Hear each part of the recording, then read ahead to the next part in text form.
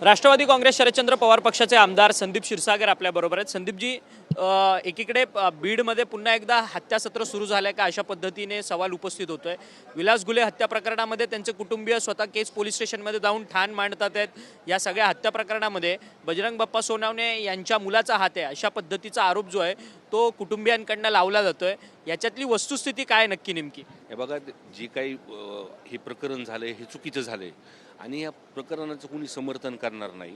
आम्ही सुद्धा लोकप्रतिनिधी म्हणून आम्ही पोलीस प्रशासन SP साहेबांना ह्याचा तपास ज्या पद्धतीने चालू आहे की गुन्हेगार अटक झालेले आहेत आणि योग्य दिशेने तिथं तपास चालू आहे। दुसरा विषय बजरंग बाप्पाचा विषय आपण जो बघितला तर बजरंग बाप्पाची पण मी बाईट तिथं बघितली तर त्यांनी एकदम ठामपणे तिथे सांगितलं आणि त्यांचा जरी मुलगा असला तर ते म्हणले ज्या पद्धतीची चौकशी करा, CDR तपासा, लोकेशन तपासा, कुठंतरी संदर्भ लागतोय का बघा, तर ते चौकशीला समोर जायला तयार आहेत।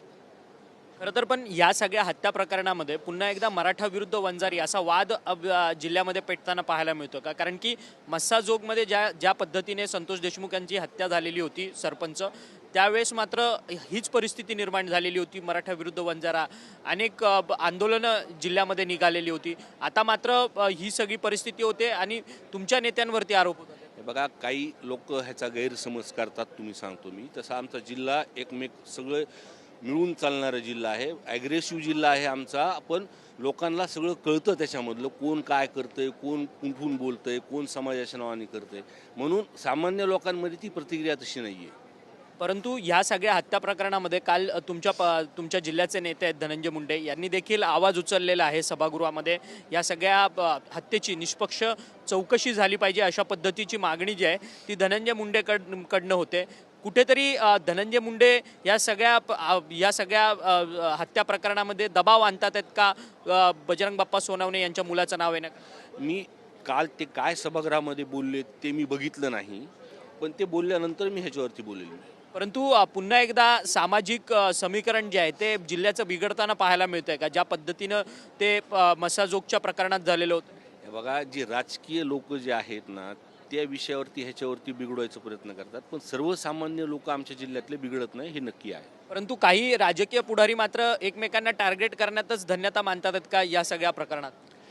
हे बघा, जो तो आपल्या पद्धतीने राजकारण करतो आणि मला असं वाटतं जे काही तपास चालू आहे, आम्ही तर विरोधी बाकावरती आहेत, सरकारमध्ये समोरचे लोक आहेत जी कोणी बोलतात ते तिथं काय चौकशी लागल्यानंतर सगळ्या गोष्टी समोर येतील ना। मागं सुद्धा असेच आरोप माझ्या एका संदर्भातलं पवार कोचिंग क्लास संदर्भातलं झालं होतं, एक अधिवेशन असंच त्याच्यावरती झालं होतं। SIT नेमली, आम्ही चौकशीला समोर गेलो, अटक झाली, सगळी चौकशी झाली, त्याची चार्जशीट झाली। मला असं वाटतं आता ती काही चौकशी झाली पोलीस यंत्रणेमार्फत ती पण समोर आणली पाहिजे, म्हणजे कोण आरोप करते आणि कोण नाही हे लोकांसमोर आता सरळपणे येईल ना।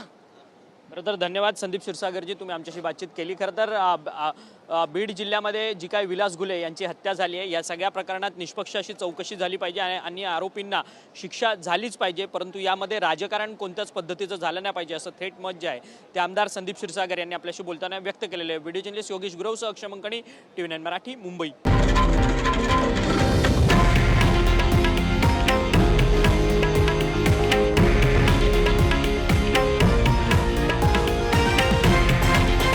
हे आहे देशातील नंबर 1 न्यूज नेटवर्क आणि आपण पाहत आहात TV9 मराठी, एकमेव।